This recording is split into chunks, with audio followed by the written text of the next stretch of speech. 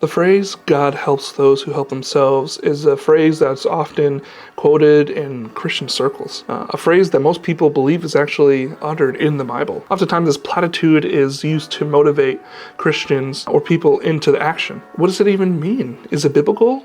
And if it's not in the Bible, where does it come from? There are a few different possible meanings for this phrase. According to the phrase, it links our self-help with God's help. That they have a relationship with each other. Us helping ourselves then ushers in God's help in our lives. Knowing what this phrase means, now we can kind of let's see where it actually originates from. Does it exist in the Bible?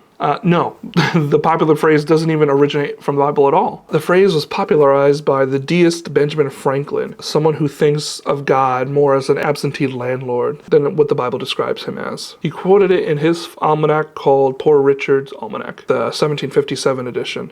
These almanacs had a mixture of seasonal weather forecast puzzles, practical household hints, sayings, etc. In the 1757 edition of the almanac, he quotes an ancient Greek proverb. A similar saying is also found in the Quran. Indeed, Allah will not change the conditions of a population until they change what is in themselves. In this passage, the Quran expects a person to help himself by changing his own attitude and behavior, therefore God will come to his aid. Is it biblical, though? Just because it isn't directly from the Bible doesn't mean there isn't an element of truth to it. But while this does sound like something that might be in the Bible, that doesn't mean it actually consists of good theology. So let's break down this phrase piece by piece. Self-agency.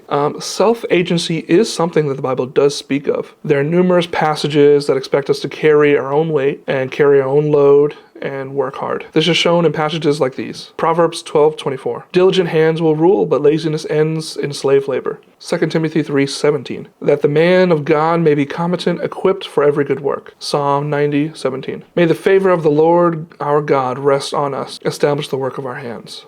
Jeremiah 31:30. But everyone shall die for his own iniquity. Each man who eats sour grapes, his teeth shall be set on edge. And Matthew 5:16. In the same way, let your light shine before others, so that they may see your good works and give glory to your Father who is in heaven. In this last passage, Jesus is preaching that when we work hard, it ultimately glorifies God because people see that we are his believers and we represent him. We actually give God a good testimony by working hard.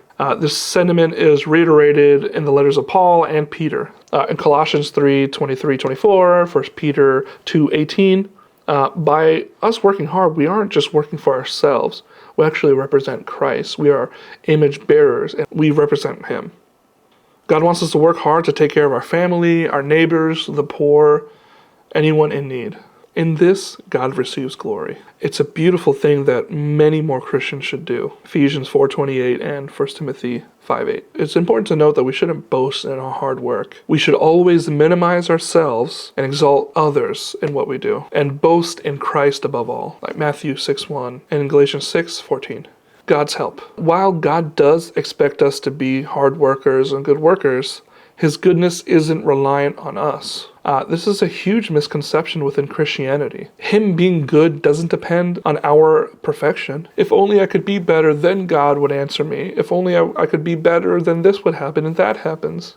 This kind of mindset is actually deadly to the mind of a believer. God isn't God because of us. God's God because of him. His character is unchanging. God is faithful when we are faithless. God never wavers in his kindness and steadfastness. God is good, and he isn't just waiting for us to trip up so he can zap down lightning and fire on us. And he's not waiting for us to be perfect before he uses us. Isaiah 25:4 says this, "For you have been a defense for the helpless, a defense for the needy in his distress, a refuge from the storm, a shade from the heat." God wants us to humble ourselves before him.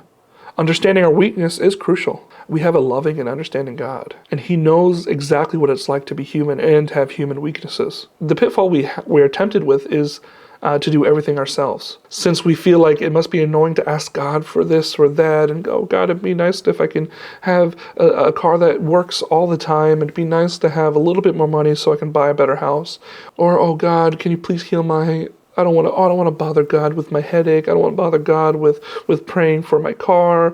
That God is not too busy to care about us. God says in the book of Psalms that he inclines his ear towards us. That means that God from heaven metaphorically speaking, bends down and puts effort into listening to us.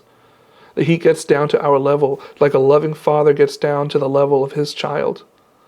That's the kind of love and attention and affection that God has for his children, for us. God delights in his children calling out to him because he's our Father. Matthew 7:7-11 says this, "Ask and it will be given to you. Seek and you will find. Knock and it will be open to you. For everyone who asks receives, and the one who seeks finds. And to the one who knocks it will be opened.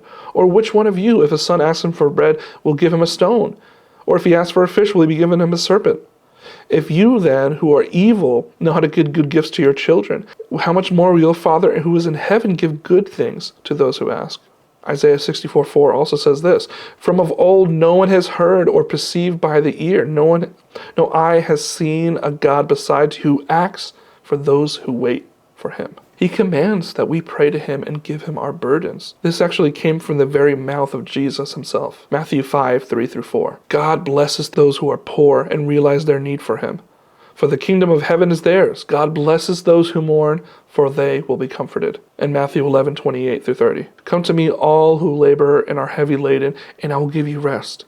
Take my yoke upon you, and learn from me, for I am gentle and lowly in heart, and you will find rest for your souls. For my yoke is easy and my burden is light." Look, in the end, this kind of phrase, God helps those who help themselves, it's not helpful at all. If you believe someone needs to work hard, just say that. The truth is, God helps those who can't help themselves. As Isaiah 25:4 says, "To those who humble themselves before an all-powerful God, his grace is given." So, that is that. Have you guys been told this before? I've actually been told this before in my life when I was going through a really tough season. I was accused of laziness and all these kinds of things. It was actually kind of destructive to my spirit because it was actually really discouraging because people were accusing me of laziness. But in the end, I was actually really pleading with God to answer my prayers. So, what are some of your fake Bible verses that are not actually in the Bible? I'd love to hear from you guys. Thanks for watching another one of my videos and all your support. It really does mean a lot when I see you guys in the comments and sharing my stuff. So, just a quick note, I also have a website called stumpandroot.co, and I sell little motion graphics. So if you guys have YouTube channels or stuff, you can buy them. They're like $5. Just helps me out, gets me a cup of coffee, allows me to buy some extra toys for my for my infant. So yeah, that being said, I'll see you in the next video. God bless you guys. Have a good week.